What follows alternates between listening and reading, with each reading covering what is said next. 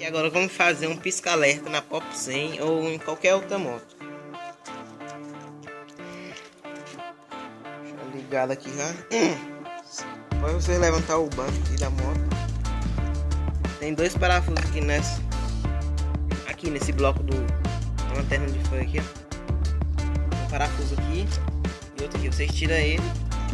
Tirei o meu, tá aqui já. Dois. Depois puxa a lanterna aqui. Vocês vão precisar do interruptor. Liga e desliga. Para você fazer o pisca-alerta, tem que ver quais são os fios positivos das setas. Esse aqui é o lado direito. O fio positivo é esse azul aqui, ó. Tem descascado nele já. E o outro é esse laranjado aqui, o outro do lado esquerdo. Esse daqui, ó. Descascado nele. Agora eu vou colocar aqui um lado do interruptor. Coloca do lado direito e o outro do lado esquerdo. Vou colocar aqui para vocês verem. Agora eu mostro.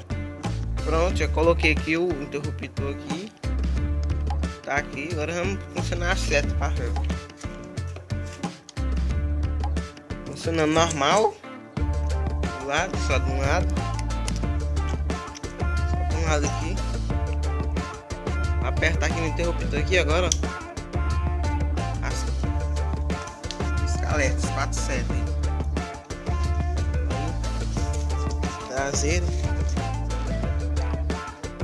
Dianteira.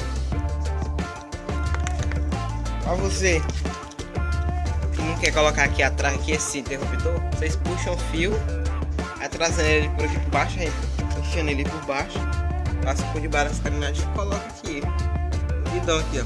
Eu coloco também aqui, ó. Na hora que eu vou dar a seta, desliga. Dá a seta normal. Caso a polícia venha, só você desligar e pronto. Tá funcionando aí. Beleza, dá um like aí. Quem gostou. E até a próxima.